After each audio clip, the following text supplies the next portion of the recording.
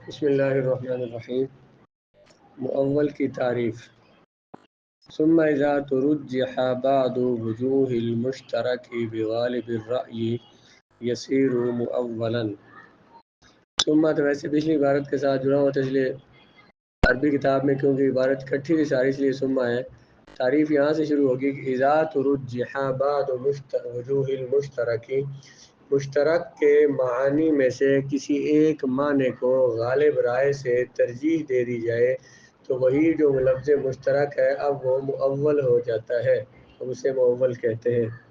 مشترک کے معانی میں سے کسی ایک معنی کو غالب رائے کے ساتھ ترجیح دے دی جائے تو وہی معنی مشترک جو ہے وہ مؤول بن جاتا ہے۔ یعنی مجتہد لفظ مشترک کے بہت سے معنی میں سے کسی ایک معنی کو اپنے ظن غالب کی بنیاد پر اختیار کر لے، ان میں سے ایک معنی مراد لے لے، ایک معنی کو اختیار کر لے، ایک معنی پر عمل کر لے، تو خواہ یہ غلبہ ظن خبر واحد سے حاصل ہو یا قیاس سے یا صیغے میں غور و فکر کرنے سے، تو اسی مشترک کو اب مؤول کہتے ہیں۔ مشترک کے معنی میں سے ایک معنی مراد لے لیا جائے، اور مراد کیسے لیا جائے کہ یہ سمجھا جائے کہ اس کے جو معنی ہیں، ایک لفظ کے لفظ مشترک کے 3 4 5 معنی ہیں، ان میں سے ایک معنی جو ہے وہ اس کو ترجیح دے دی جائے، اس کو مراد لے لیا جائے، اس پر کوئی دلیل ہے بندے کے پاس غالب گمان سے کہ اس کا یہ والا معنی یہاں مراد ہونا چاہیے، اور اس پر دلیل اسے جو ظن غالب حاصل ہوتا ہے یا تو حدیث کے ذریعے حاصل ہوا ہو، حدیث سے اس نے سمجھا ہو کہ والا معنی مراد ہونا چاہیے، یا قیاس سے سمجھا ہو، یا لفظ میں غور و فکر کرنے سے معنی سمجھا ہو کہ اس کا معنی کون سا مراد ہونا چاہیے، تو اگر ایک معنی مراد لے لیا جائے تو اب اس لفظ کو لفظ مؤول کہتے ہیں۔ مثلا ہم نے مشترک کی مثال پڑھی تھی قروء، اس کے 2 معنی حیض اور طہر ہے۔ احناف نے حدیث پاک کے ذریعے حدیث اس سے کون سا لفظ مراد لے لیا؟ حیض مراد لے لیا، تو اب جب انہوں نے اس سے لفظ قروء سے لفظ حیض، اس کا معنی حیض مراد لے لیا اور غالب رائے سے ظن غالب سے لیا، وہ ظن غالب کہاں سے حاصل ہوا؟ حدیث سے، تو وہی لفظ جو پہلے مشترک تھا قروء، اب کیا ہو گیا؟ مؤول بن گیا۔ حدیث سے کہاں سے؟ جب احناف کہتے ہیں کہ وہ کچھ دلائل ہم نے قدوری میں پڑھے تھے، احناف کہتے ہیں کہ یہاں اس کا معنی حیض مراد ہے، کیونکہ رسول اللہ علیہ السلام نے فرمایا، لونڈی کے بارے میں فرمایا کہ اس کی طلاقیں بھی 2 ہیں اور اس کی عدت 2 حیض ہے، عدتہن وعدتہا حیضتان،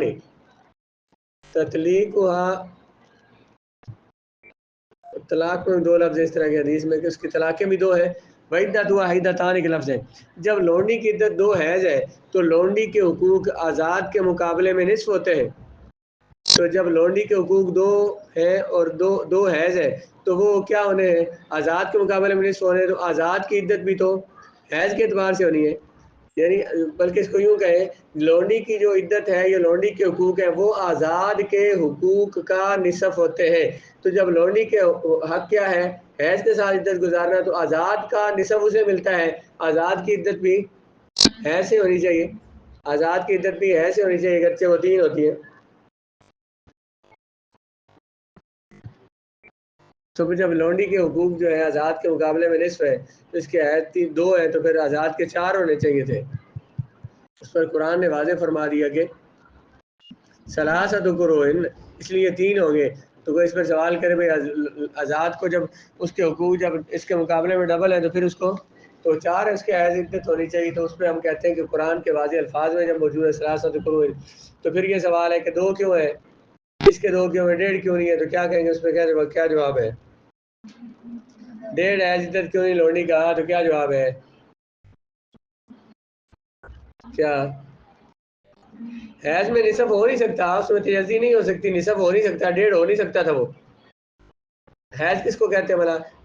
10 دن جو ہے، 10 دن میں خون آنے کو حیض کہا جاتا ہے، 3 دن سے زیادہ ہو 10 دن سے کم اس کو کہتے ہیں، اس میں نصف ہو نہیں سکتا۔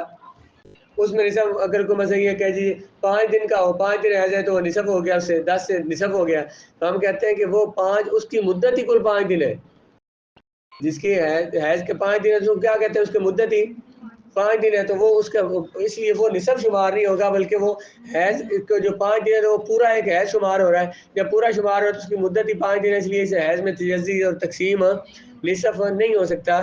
اس لیے یہاں پہ فرمایا کہ حیض لونڈی کے 2 ہوں گے. تو مشترک کی تعریف سمجھ آ گئی معول کی. مشترک کے معنی میں سے ایک معنی کو غالب رائے سے ترجیح دے. غالب رائے کیسے حاصل ہوگی؟ یا تو حدیث کے یا قیاس سے ذریعے حاصل ہوئی، یا مثلا سیغے میں غور و فکر کرنے سے. اسی ثلاثت قرون میں ہم نے یہ پڑھا کہ احناف یہ کہتے ہیں کہ ثلاثت جو ہے یہ کیا ہے؟ عدد مؤنث ہے. اس کی جب عدد مؤنث ہے تو اس کی تمیز مذکر ہونی چاہیے، کیونکہ 3 سے لے کر 10 تک جو عدد ہوتے ہیں ان کی تمیز جو عدد کے مخالف ہوتی ہے. عدد مؤنث ہے تو تمیز کیا ہوگی؟ مذکر ہوگی. عدد مؤنث ہے تمیز. اور حیض اور طہر 2 لفظ ہیں، ان میں سے جو مذکر ہے وہ طہر مذکر ہے کہ حیض مذکر ہے؟ بلکہ یہ شوافی نے دلیل دی ہے. انہوں نے کہا کہ ثلاثت قروء، ان میں ثلاثت قروء، انہوں نے کہا اس کے 2 معنی ہیں. اس کے 2 معنی انہوں نے کہا کہ اس کے 2 معنی ہیں. تو 2 معنوں میں سے ثلاثت جب مؤنث ہے تو قروء ان کا معنی مذکر مراد لینا چاہیے. تو حیض اور طہر میں سے طہر جو ہے وہ مذکر ہے، اس لیے وہ مراد ہوتا ہے. احناف یہ کہتے ہیں کہ نہیں، دلیل یوں نہیں ہے کہ ثلاثتن کے لفظ کو ہم نے دیکھا ثلاثت عدد مؤنث ہے تو قروء اس کے مقابلے میں اس کی جو تمیز ہے وہ مذکر ہے. ہم نے قروء کے معنی کو نہیں دیکھنا کہ وہ مذکر ہے یا مؤنث ہے، قروء کے لفظ کو دیکھنا ہے. قروء کا لفظ کیا ہے؟ قرء مذکر ہے، تو یہ ثلاثت کی تمیز بن سکتا ہے. تو تمیز کے لیے معنی کو نہیں دیکھتے بلکہ لفظ کو دیکھتے ہیں کہ تمیز عدد مؤنث ہے تو تمیز مذکر، تمیز مذکر ہے تو عدد مؤنث، تو لفظ قروء مذکر ہے. تو اس طرح انہوں نے لفظ میں غور کر کے بھی دلیل دی. تو غالب رائے سے اگر کسی مشترک کے کسی معنی کو مراد لے لیا جائے تو وہی لفظ معول کہلاتا ہے. جو پہلے مشترک تھا، اب جب ایک معنی مراد لے لیا تو اس معنی میں ہم نے تعویل کر دی، اس لیے اس کا نام کیا ہو گیا اب معول. حکم المعول وجوب العمل به با احتمال خطأ. لفظ معول کا حکم یہ ہے اس کا جو معنی مراد لے لیا ہے، تعویل کر کے جو معنی مراد لیا ہے قرآن سے، قیاس سے، حدیث سے یا قیاس سے یا پھر کس سے سیغے میں غور کرنے سے جو معنی مراد لیا ہونا، اس معنی پر عمل کرنا واجب ہوتا ہے. اس معنی پر عمل کرنا، ہم احناف ہیں تو امام اعظم نے جب اس میں تعویل کر کے اس کو لفظ قرون سے انہوں نے حیض مراد لیا تو اب وہ لفظ معول ہو گیا. جو معول کا معنی ان کے نزدیک ہے، ان کے جو مقلدین ہیں ان پر واجب ہے کہ وہ اس کا معنی وہی لیں گے، یعنی کہ حیض والا معنی مراد لیں گے اور عورت کی عدت 3 حیض ہوگی. معول کا حکم یہ ہے کہ ما احتمال خطا، ہاں یہ ہو سکتا ہے کہ اس میں خطا ہو، مجتہد کے اجتہاد میں خطا بھی ہو سکتی ہے، لیکن ہم یہ کہتے ہیں ذرا اگر مثلا شوافی نے سے طور مراد لیا ہے، احناف نے حیض مراد لیا، تو ہو سکتا ہے کہ ان کا اجتہاد صحیح ہو. دلائل انہوں نے بھی دیے، دلائل انہوں نے بھی دیے نا، ظاہر ویسے انہوں نے طور نہیں کہہ دیا، انہوں نے بھی دلائل دیے، ہو سکتا ہے ان کا صحیح ہو. لیکن ہم یہ کہتے ہیں کہ ہمارے امام کی طرف ہر مقلد یہ کہتا ہے کہ میرے امام کی طرف حق زیادہ ہے، یعنی یوں سمجھ لیں کہ 99% حق میرے امام کی طرف ہے، تو کچھ نہ کچھ ادھر گنجائش بھی 1% ہے. تو وہ ان کے جو مجتہد ہیں، جو ان کے مقلد ہیں، جو ان کی تقلید کرتے ہیں، تو ان کے نزدیک یہی ہے کہ وہ اپنے امام کو صحیح سمجھتے ہیں، ان کی تقلید کو، ان کے اجتہاد کو صحیح سمجھتے ہیں کہ لیکن پھر بھی یہ احتمال ہے کہ ان کے امام کا قول بھی غلط ہو، جیسے ہمارے یہاں بھی خطا ان سے ہو سکتی ہے. معول کا جو حکم ہے جو معنی اس کا ہے، جو مشترک میں تعویل کے ساتھ جو معنی ہم نے مراد لے لیا ہے اس معنی پر عمل کرنا واجب ہوتا ہے. جب لکھا مشترک کے معنی میں سے ایک معنی کو مجتہد اپنی تعویل سے مراد لے لے، اس کو ترجیح دے دے، تو اس میں غلطی کا احتمال تو ہو سکتا ہے، کیونکہ قانون یہ ہے کہ المجتہد قد یصیب و قد یخطئ، مجتہد کبھی صحیح بات کرتا ہے اور کبھی اس سے خطا ہو جاتی ہے. تو مجتہد استنباط احکام میں، احکام کو مستنبط کرنے میں کبھی صحیح ہوتا ہے اور کبھی غلطی بھی کر سکتا ہے. اس لیے معول سے علم ظنی حاصل ہوگا، علم قطعی حاصل نہیں ہوگا. اس سے کیا حاصل ہوگا؟ جو کہ اس میں خطا کا احتمال ہے، معول کا جو معنی ہوگا وہ ظنی ہوگا، قطعی نہیں ہوگا.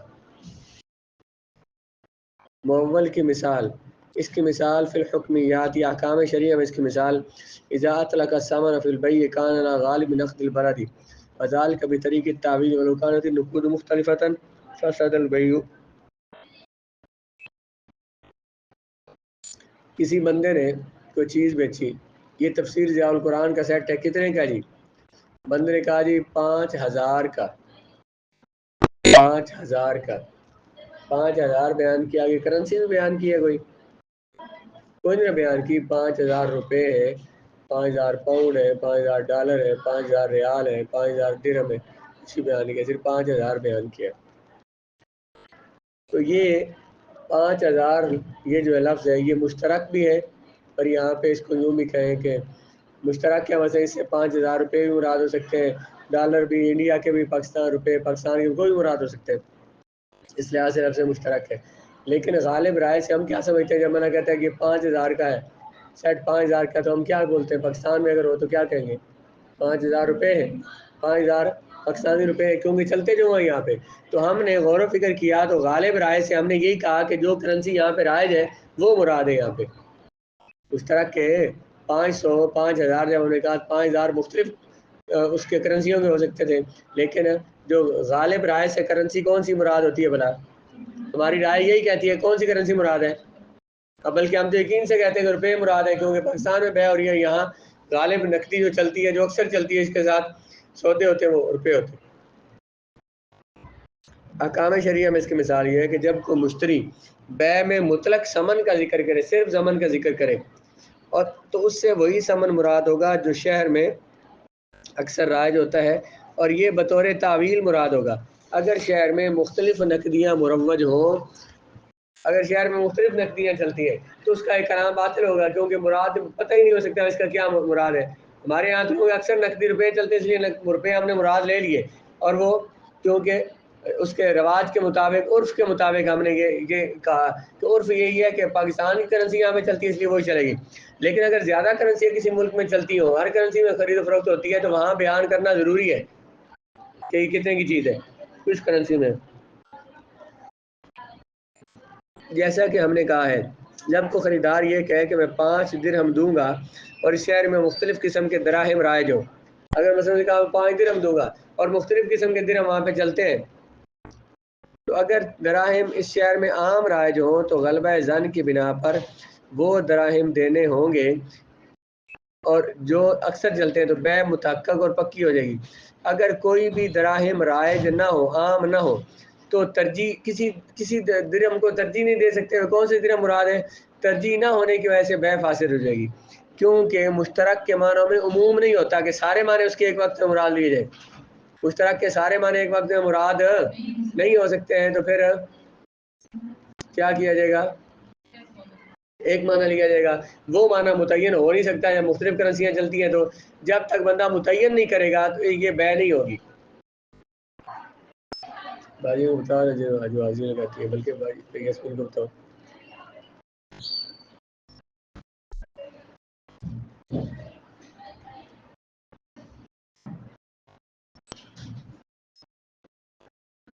جب تک مشترک کے معنی میں سے کوئی ایک معنی مراد بھی متعین نہ کر لیا جائے، اس وقت تک مشترک پر عمل نہیں ہو سکتا. قرون کی مثال نیچے لکھی ہے اور یہ میں بیان کر چکا ہوں. آپ اس طرح سے حتیٰ تنکح زوجا غیرہ، کہ خاوند زوج اول کے لیے حلال نہیں ہے جب تک کہ کسی اور زوج سے نکاح نہ کر لے. اب تنکح سے یہاں مراد ہم نے کیا کہا بلا کہ اس کے دو دفعہ نکاح کا لفظ ہے. تنکح میں زوج بھی بنتا ہے نکاح سے، تو 2 دفعہ لفظ نکاح ہوا تو ایک دفعہ کیا مراد لیں گے؟ عقد نکاح، اور ایک دفعہ وطی مراد لیں گے اس سے. اس لیے ہم نے نکاح میں زوج اول کے حلال ہونے کے لیے وطی کی شرط لگائی ہے.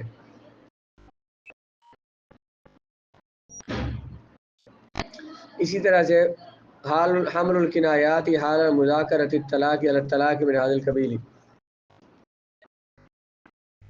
جب مرد عورت میں طلاق کی باتیں چل رہی ہوں، گفتگو طلاق کی جا رہی ہے، تو عورت کہے، مرد کہے دفع ہو جا تو، کہ چلی جائے، یا کچھ بھی کہے، تو کنایہ لفظ بول دے، اس سے طلاق بائنہ واقعہ ہو جاتی ہے.